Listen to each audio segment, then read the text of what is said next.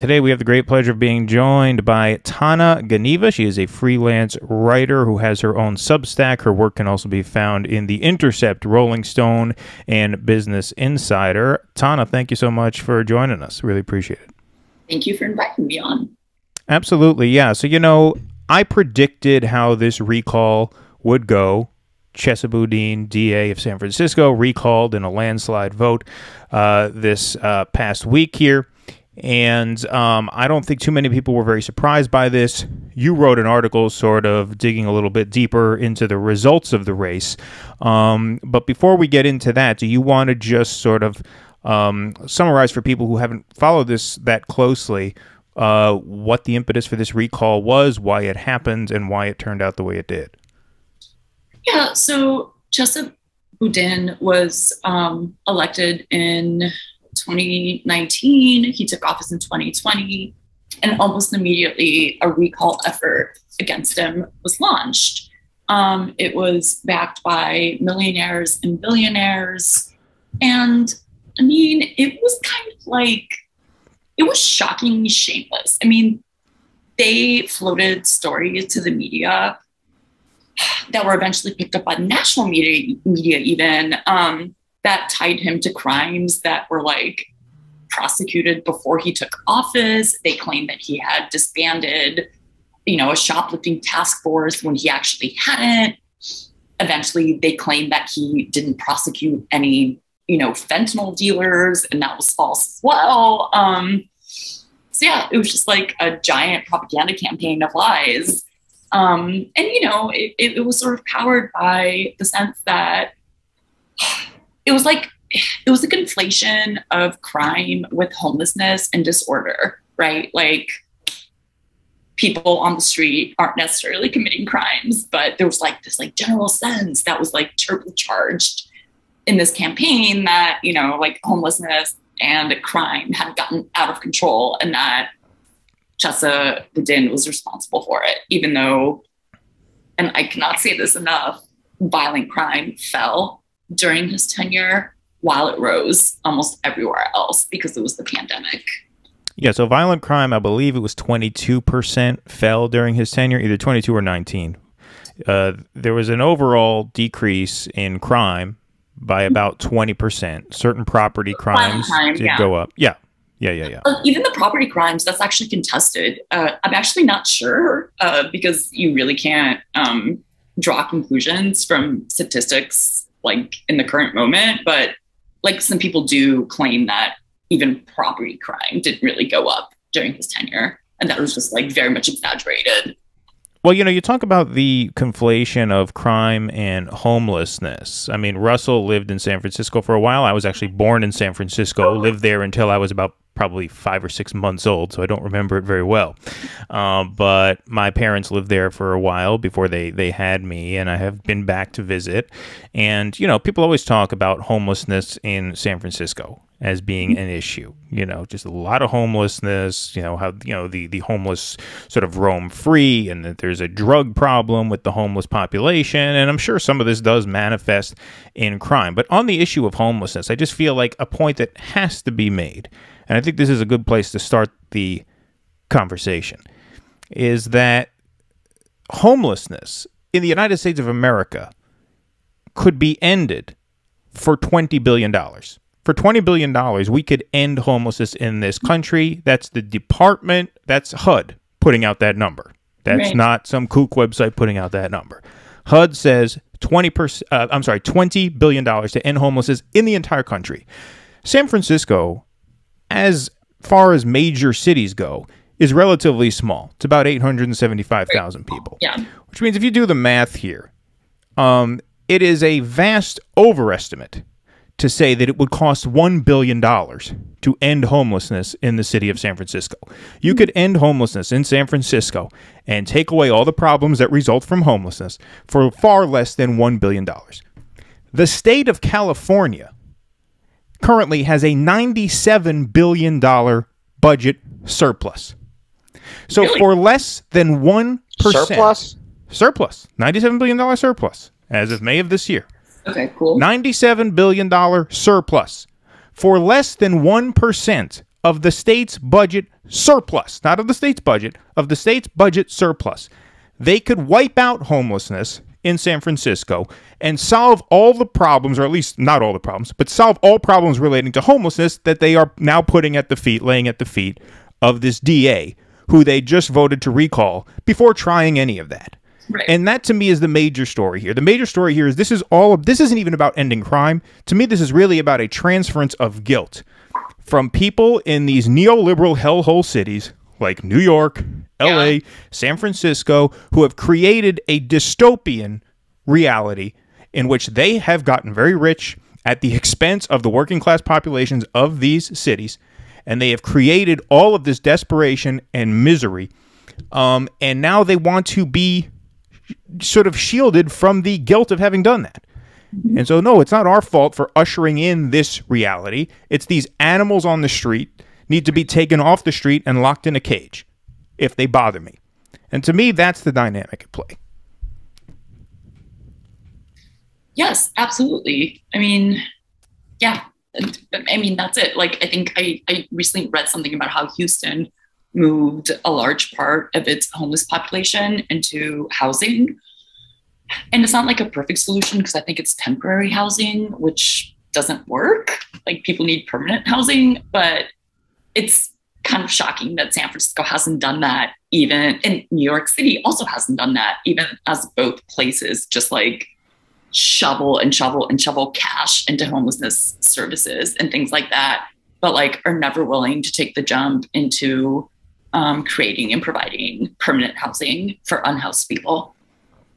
Yeah, I mean, and now the other side of this, I think, and we'd like to get your take on this, is what Russell has been talking about a while, which is that it's all well and good to have progressive DAs, but without addressing the underlying causes of crime, it's going to result in a reactionary backlash. So, Russell, do you want to explain that and then sort of ask Tana what her take is on that?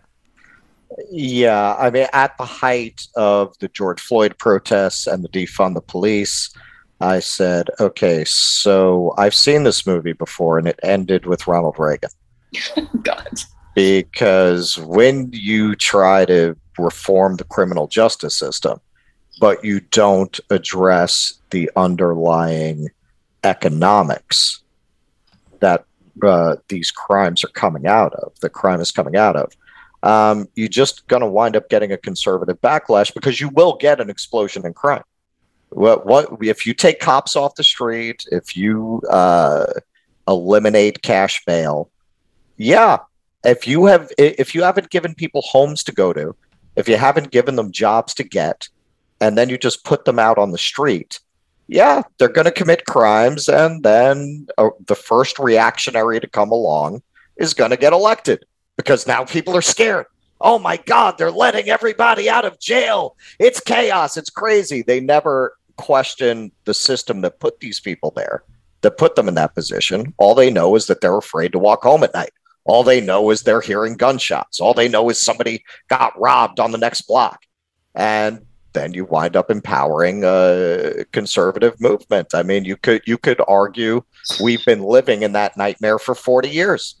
For 40 years, that has been the result of some of the attempts to address cause effects without causes that were part of the 60s and 70s liberal movement. And I think we're going through that again with these waves of recalls. Next, it's going to be in LA. They're probably going to recall the DA there.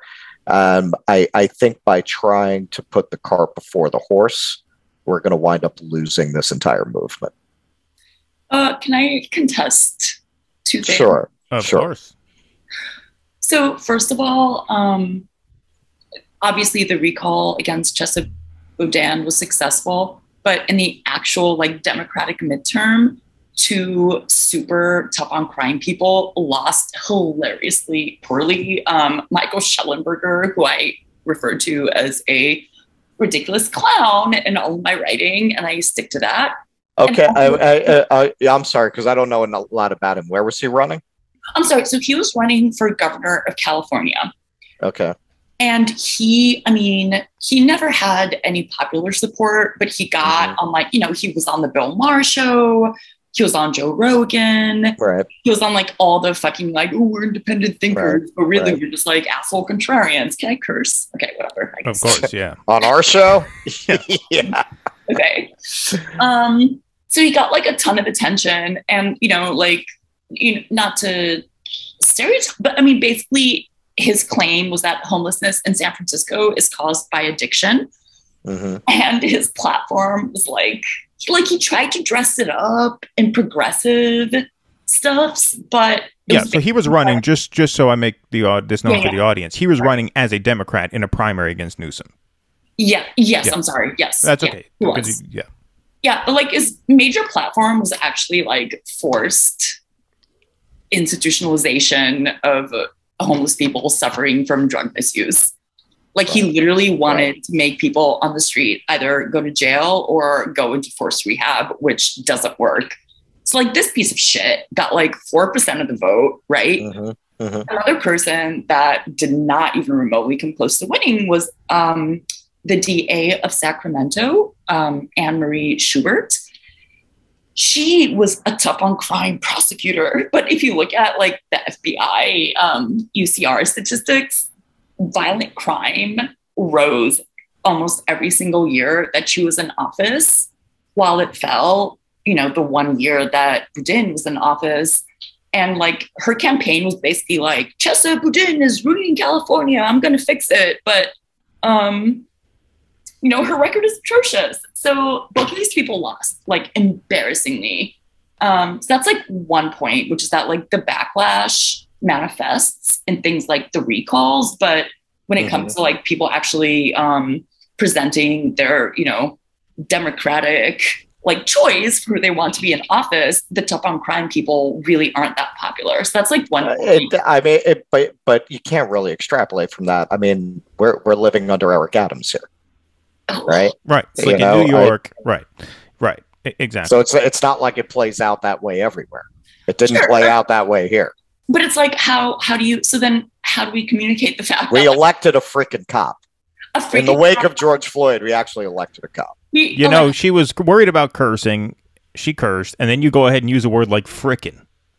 I go back and forth. I go back and forth. Oh, fudge. We got to make our guests feel comfortable and at home. Right.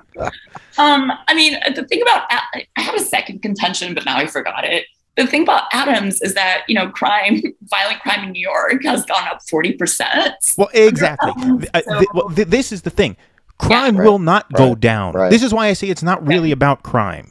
It's just about making people feel good about the system that has benefited them. Right. In the case of rich, white, woke liberals who voted yes on this recall, right? I'm not saying that's everybody who voted yes on this recall, but for those people, the people, as you put in your article, Pacific Heights, Marina District, Cow Hollow, right? That's what it's all about.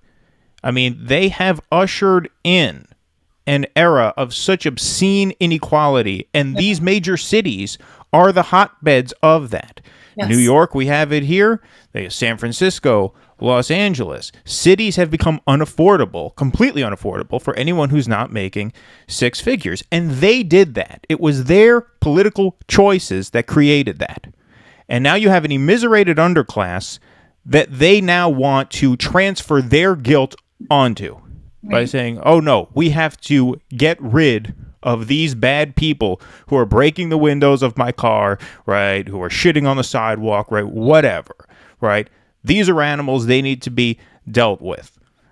And the other way to deal with that, right, a productive way to deal with that would involve a lot of these people in their mansions overlooking the bay sharing some of their money with the people who have been driven to crime by desperate circumstances. But they're not interested in doing that. Their voting record proves that. You have this filthy pig, Nancy Pelosi, getting obscenely rich in the stock market, trading off insider information. Her husband, who could certainly afford a driver, right, gets wasted and starts cruising down the highway in his Porsche, right? You want to get tough on crime? Start with those two.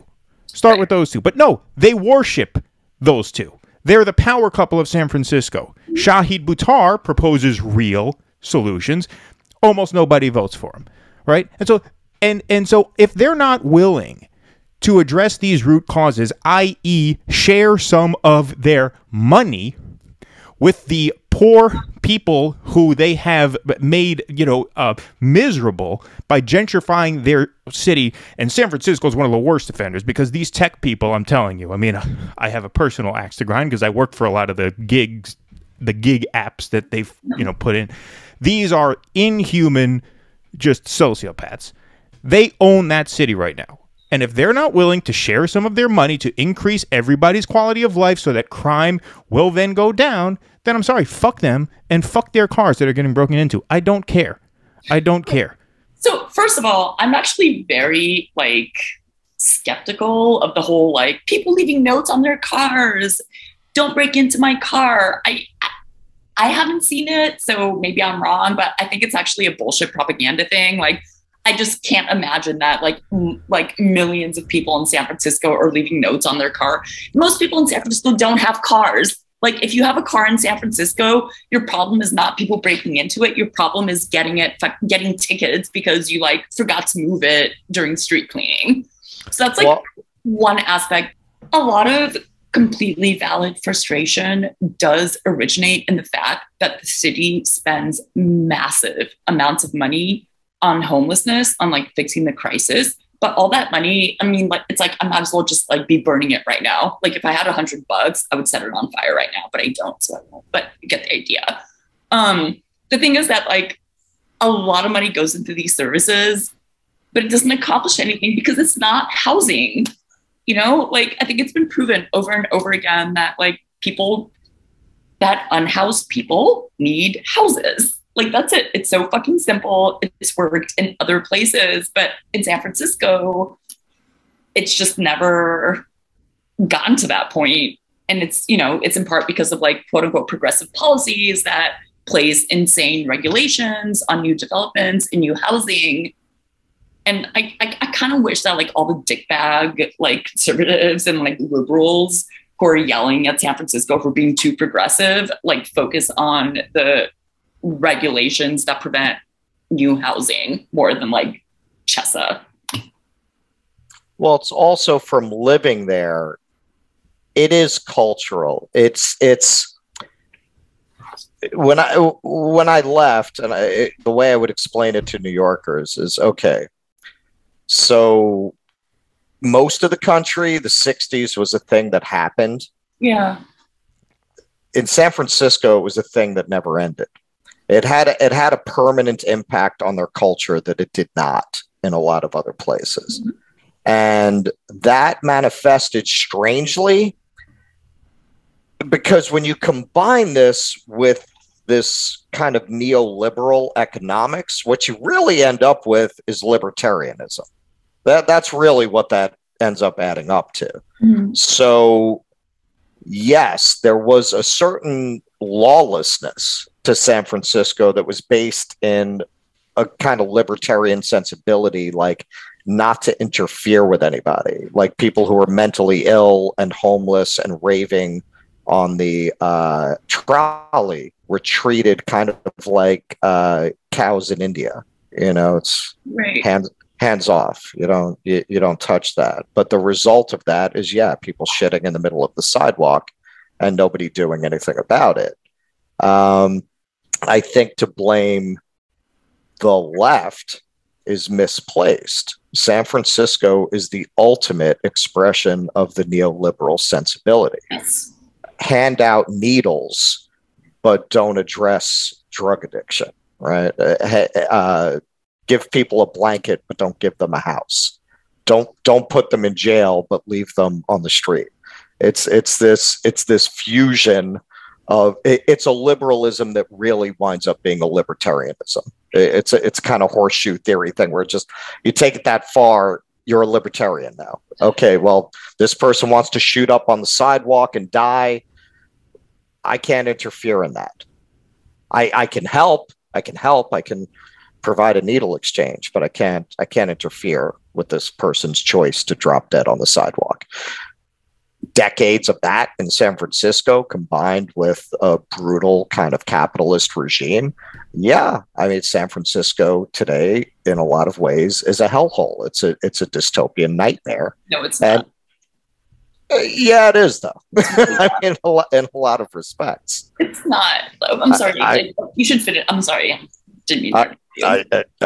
I mean, have you been to the Tenderloin? I have. Okay, so. I mean, I mean, look, that gives me flashbacks to like taxi driver days in New York. I haven't seen stuff like that in 40 years in New York City. Yeah, because New York City uses police to like route homeless people from the subways and the streets into like shitty, disgusting shelters. Well, this is what I'm saying. You're right. You're absolutely right. Like starting with Giuliani. You know, people always ask me, where did the homeless people go in New York? And I always do my Charlton Heston. Soylent Green! It's made out of people! Yeah. Yeah, no, sure. Giuliani, and that policy never changed. Giuliani started enforcing these vagrancy laws. What's up? Oh, yeah, Bloomberg was worse. Bloomberg was the worst. Sure, like they invisibilized it. Although... post-pandemic, that's not the case. Like, actually, that you're starting to see that again in a way that you haven't in a very long time. But is the answer that opposite extreme that you see in the Tenderloin, where it's just again that's taking libertarianism to a level. That's taking liberalism to libertarianism. I guess what I would say is that a lot of this stuff is so, like, to me, is so clearly an after effect of the pandemic. Like, obviously, like, unhoused people during the pandemic chose to live on the street instead of in like crowded shelters where you're in like a closed off space with like 40 other people, which is unpleasant in non-pandemic days, but like during the pandemic could be deadly. You know, and in San Francisco, like basically besides the Tenderloin, which was always crappy, by the way, like sure. I also used to live in San Francisco. I had a job. My office was in like near the Embarcadero, and I lived in the Mission.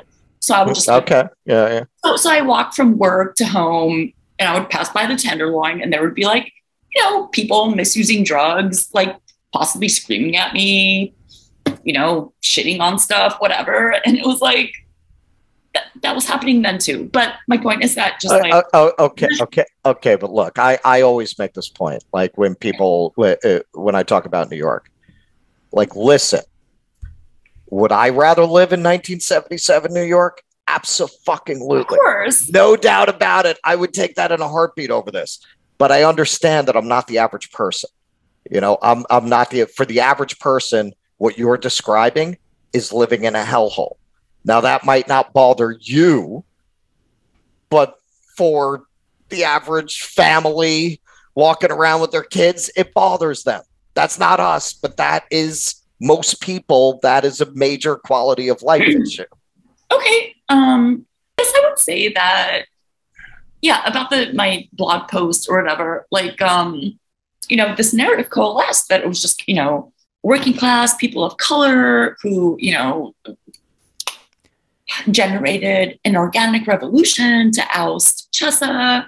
But if you look at the map, you know, the most extreme, like the most like the Marina and Pacific Heights, the richest neighborhoods in the city that are like 68% white or something, voted predominantly to recall Chesa, and like Chinatown, which was presented as the epicenter of this like working class people of color revolution against Chesa, actually voted at much lower rates and voted for recall at 56% versus like almost 70% in the richer parts of the city.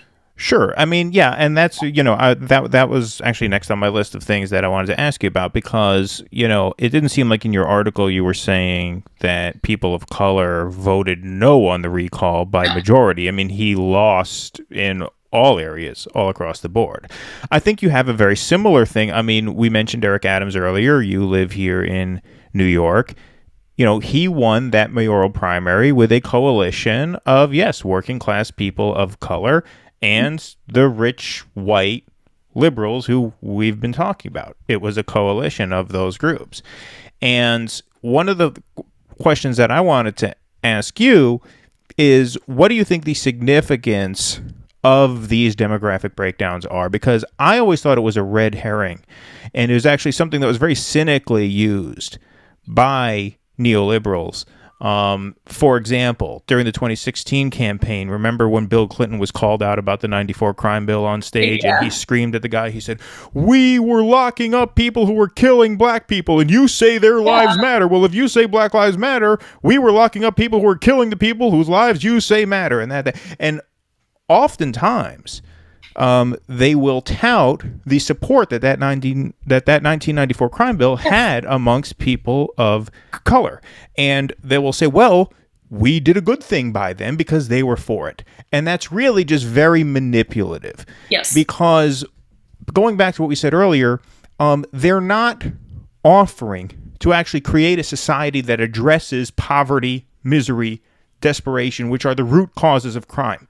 If that's off the table, the only thing they put on offer to solve the crime problem in 1994 was mass incarceration. And so if you give people a choice, any people, black people, brown people, white people, a choice between unsafe streets and mass incarceration, of course they're going to choose mass incarceration because no one wants unsafe streets. That does not make it a good policy. Yeah. Right? And it's the same thing here. Right? It strikes me as the same thing here. Okay, so what? Yes, people of color voted to recall Chesa Boudin. So what? What does that mean? Does that mean it was the right thing to do? Of course not. Of course not. The right thing to do is to dip into that $97 billion budget surplus and actually address the root causes of poverty. I know you guys were both shocked by when I cited that, so here it is. Here's a citation. Newsom announced record California budget surplus of $97.5 billion. Now, apparently, the asterisk there is that only $49.2 billion is actually available to be used however he wants it. So I stand corrected. It would actually be just under 2% of the budget surplus would be needed to solve homelessness in San Francisco. So for a little less than 2% of the budget surplus, you could put everyone in a home in the city of San Francisco. Yeah. But instead, no. They're going to lay this at his feet. And look, I think Boudin strikes me as a very good person trying to do a very good thing under circumstances that just cannot accommodate that. And I think that's what Russell was getting at. But what do you think the significance of these results are? Because you put this post out, and was it to just counter the narrative that it was, you know, poorer people that were sort of leading the charge to recall him? I mean, so first of all, I've been so pissed about this for like months because the recall campaign that was funded by millionaires and billionaires, I mean, they outright lied. Like there were cases where they would just like blame Chesa for, you know, I mentioned this earlier, but like prosecutions that happened before he was in the office, like they were just completely shameless. But, you know, I too bought into the narrative that like it was working class people of color that ousted him. And I was like, oh yeah, you know, us progressives have to figure out how to communicate better with like working class people of color. And then, you know, like a nice Twitter user pointed out this electoral map to me, and it showed that he was actually ousted by like the richest and whitest parts of San Francisco. I mean, obviously, like, you know, Chinatown voted yes. Other parts with heavily Asian populations voted yes. But like the Mission, which is one of the most racially and economically diverse parts of the city, voted no, like by a large margin.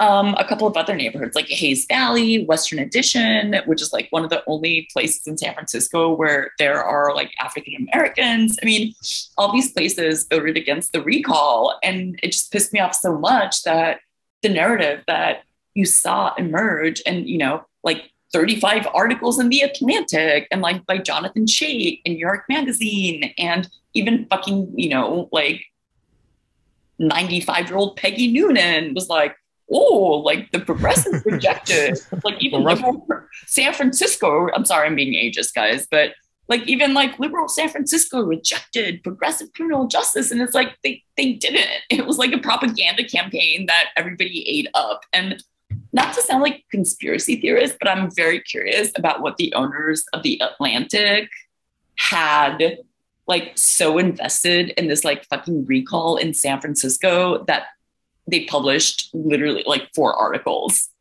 Well, look, I think everybody's invested. Look, you mentioned the defund movement as a whole, right? Like, and it's not like. Sorry, go ahead. Well, no, that's okay. I'm actually very happy you brought that up because you yourself described walking past people with needles and people shitting on the streets. Hey, for you and me, that maybe that's a good time. Hey, Sex Pistols, all right, let's go, punk rock, man. Very punk rock. But for the average family, that is not a good time. But Russell, I was talking about 12 years ago when I lived there, right? So the point is that it's from what I understand, it's only gotten worse since then. No, but my point is that like, so the narrative is that it's just like completely declined insanely. And like, my point is that 12 years ago, when I walked through the Tenderloin on our way to work, there was a lot of human shit on the streets and people on drugs. Right. So you're saying it hasn't gotten much worse under Chesa Boudin or because of these policies. Yeah. And I think that's a valid point. I believe that. I believe that. It was that problem was already there. Oh, yeah. Was he scapegoated for it? Oh, sure. Of course, yeah. Sure. Okay, let me just ask you something, because you touched on a point that I think was really good, and you mentioned the defund movement in your Substack piece. I think the reason why The Atlantic had such a hard-on for Chesa Boudin is the same reason why all these media outlets panicked over the defund, right? And look, defund the police is an electoral liability for Democrats. Obviously, I don't think that's a reason not to say it. I don't really give a fuck if it's an electoral liability for Democrats. It's their problem, not ours, in my opinion.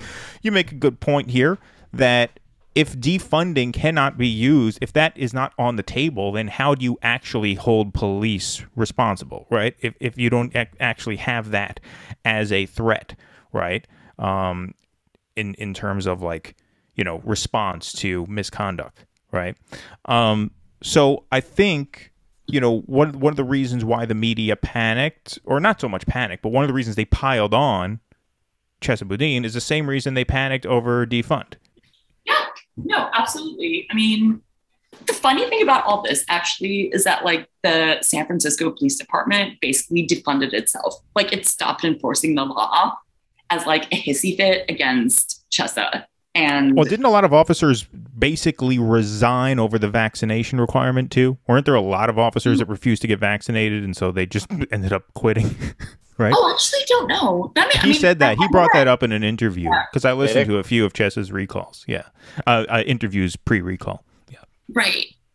I know that like a bunch of cops and the NYPD refused to get vaccinated, and they were going to get fired. And then Adams was like, "No, not really." No, the cops got petulant about de Blasio, right? I mean, this is how the power mechanism responds. And to me, what this is a case study, and it's ironic because a lot of progressives, supported Chesa, but at the institutional level, when it comes to like centers of power in politics and finance, in media, this really exposes the hollowness of all of this woke signaling, right? Black Lives Matter after George Floyd, right? Black Lives Matter is just a vague political sentiment. The minute an actual policy is proposed, like defund the police, panic. Oh, no. Cannot do that. Absolutely not. Absolutely not. Absolutely not. Same thing here, right? San Francisco is all about diversity and love is love and science is real and Black lives this and that. You get an actual reformer at the DA's office, and what happens? Panic. Get rid of them. Get rid of them. And that's what they did. And, so to me, there's a real parallel there that you kind of touched on in this piece without sort of, I mean, that wasn't the thrust of the piece, but I think you definitely touched on those themes there. Well, and also recall what happened to Alvin Bragg in Manhattan. So when he came into office, he ran as a reformist DA. He came into office and somebody leaked his like day one memo that said like, oh, let's like shoot for, for not putting everyone in prison basically. And like, there was a giant backlash. And then you had these like news reports trickle out a couple of months later that were like, after meeting with business leaders, Alvin Bragg has reconsidered his platform. He would, in fact, do blah, blah, blah. And like, yeah. And I mean, the sad thing about the Chesa thing is that, I mean, dude was really bad at PR. And like one of my friends who's more conservative than me pointed out, like, he's an elected official. He has to do PR. If he doesn't do good PR, he's not doing his job well. He was terrible at PR. Like, you could tell, I think we're like the same age, he might be younger than me, but like I could tell he had this like sort of, you know, elderly millennial thing where he was kind of like, didn't want to bother with like, you know, talking to people on the phone or whatever. And sorry, tangent, but yeah, it's like this fucked up thing where, yeah, like Alvin Bragg totally folded, even though his agenda, his day one agenda wasn't actually that radical. Like, I'm sorry, I forget the details of it, but it just wasn't that bad. It was basically just like, whatever, if you catch like a 16-year-old jumping a turnstile, like don't send them to Rikers, right? Like it wasn't that extreme, but Sure. There was such a backlash that he like walked back all of it. And it's like Chesa didn't do that. Like he just like kept doing the stuff that was like evidence-based to both lower crime and not, you know, doom poor people of color to prison forever. And it just like, it bit him. And like, I'm really, really concerned about what that's going to mean for the future. Yeah. His parents were getaway drivers for a Weather Underground robbery. Yes. And they were incarcerated for 4 decades over Yes. that. And so I think that informs a lot of his stance on these draconian, out of control sentences, which I sympathize with him on that 100%. I had a question, but it flew out of my mind. Russell, go ahead. Kathy Boudin was one of the people in the house that blew up on 11th Street. Yeah, in the Village. Oh, really? Yeah. Her and Kathy Wilkerson were in the house. The bomb makers in the basement were like, you know, vaporized. But they went underground for the next 10 years. Wilkerson only did 6 months on an illegal dynamite charge, but Boudin was wanted for the robbery. So that was the question I had for you. Sorry, it came back to me. That's sorry, Russell. I didn't mean to cut you off. No, go ahead. Yeah. Okay, yeah. You mentioned how Chesa's PR game was not very good, and I listened to a lot of interviews with him in the run up to this recall, and I'm actually relieved to hear you say that because I thought the exact same thing. Yeah. Like when I would listen to these interviews. And I even think, I mean, it's funny because I heard you mention that a lot of the strife that is being experienced now in San Francisco is a result of the pandemic, which was something that Chesa hit on a lot as well. But what I got a sense from listening to him is that he was appealing to that wealthy, white, liberal, media-consuming Democratic base who he thought would give him a pass because, oh, this is all about COVID, right? Because, and look, I still wear a mask. I'm one of the few people who still wears a mask in public. People stare at me, right? But I'm thinking, what the hell, you know? I could sing to myself. I could talk to myself. I can curse someone out when they cut me off with a shopping cart at the grocery store. Like, I don't care. It doesn't really bother me. So, like, I'm not a COVID skeptic by any sense whatsoever. But I do think hammering on the pandemic as the cause for a lot of this is not wrong, but it's only telling part of the story because just as crime is really an after effect of poverty and of desperation and of misery, I think the pandemic and the crippling effect that it had on so many people was really an exacerbation of those pre-existing conditions of poverty and misery and desperation. It just made those things worse. Rich people were able to ride through the pandemic on, you know, Uber Eats and work from Zoom and everything. It was poor and working class people that were really put through the ringer during the pandemic. And I didn't hear Chesa talk much about that.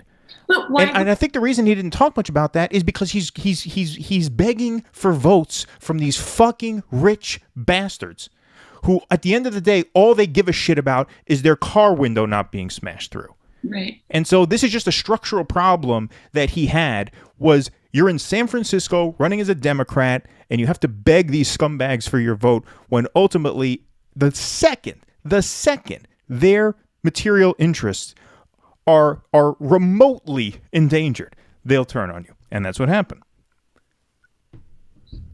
that's true, but I'm also not sure like what what role the DA would have played in a public health issue. Oh, no, I'm not saying that. No, none of this was his fault. I'm not saying any of that. Yeah. I'm just saying when he talks about this as a result of the pandemic, right?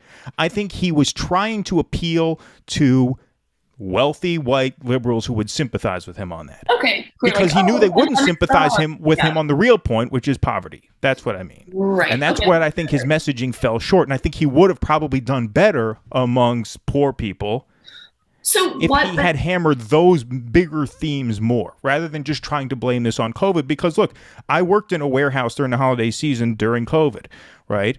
Poor working class people didn't have time for COVID. I mean, they didn't have time to take it seriously. They're like, listen, I got to work no matter what, or I don't eat. So, all right, I'll wear a mask, I guess, fine. But beyond that, fuck this. I can't worry about this. So I think he was missing those. I think he was missing those groups by hammering so much on COVID.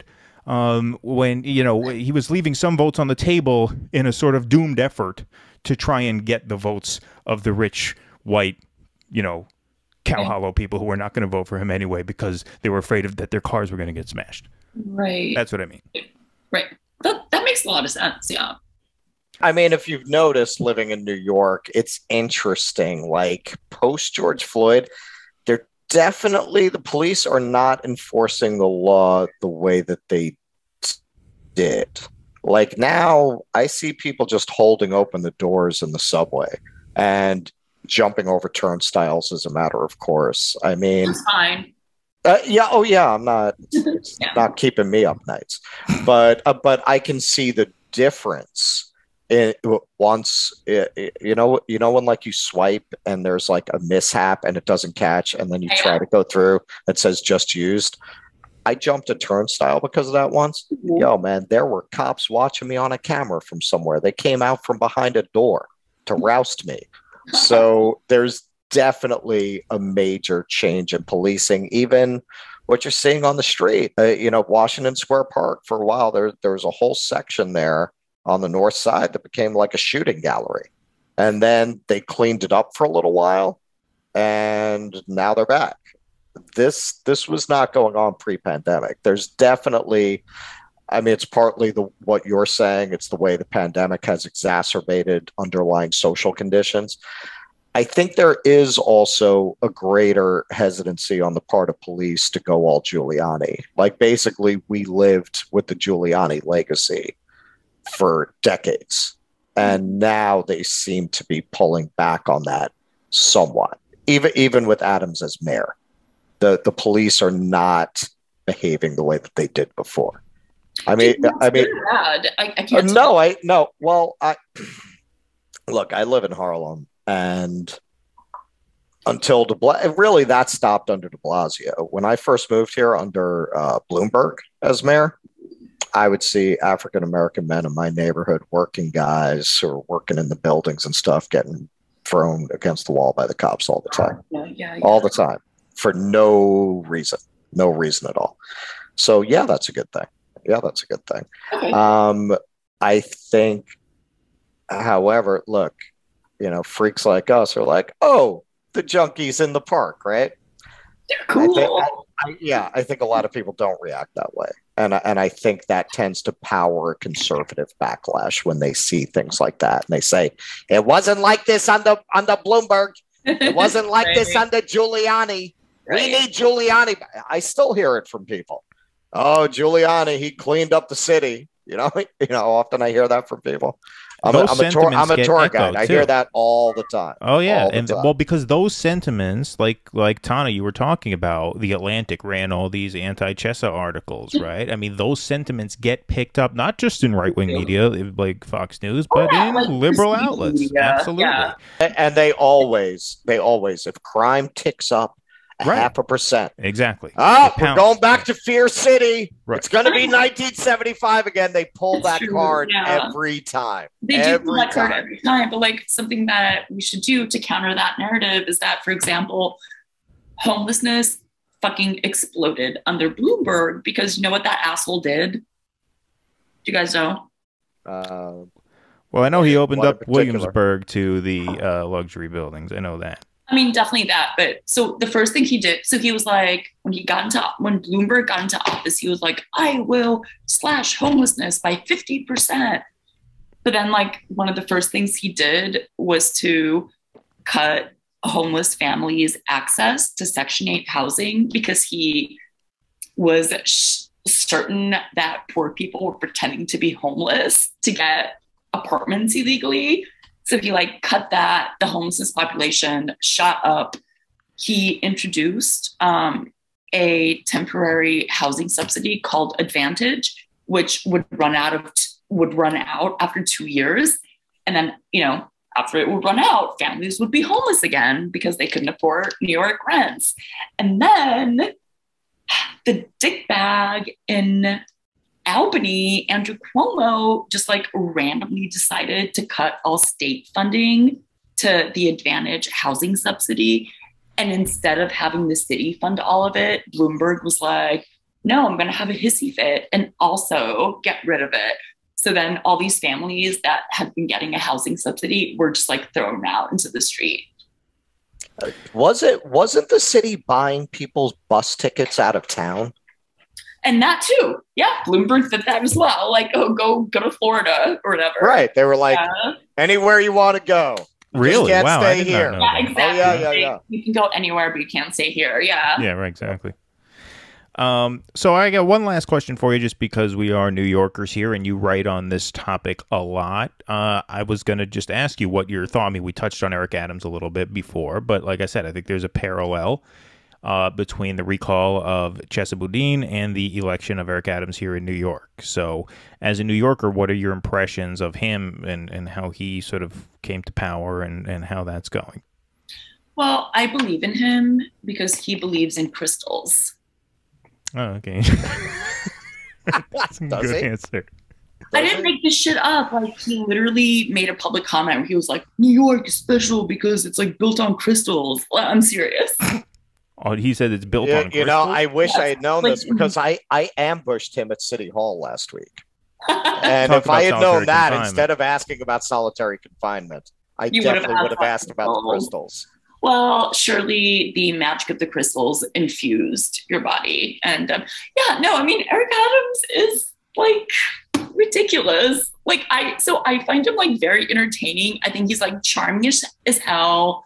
But I'm also glad that like no New York Politico has ever made it to the national stage, because like it's clear Eric Adams has like dreams of, the presidency or something. And okay, sorry, I'm gonna stop joking.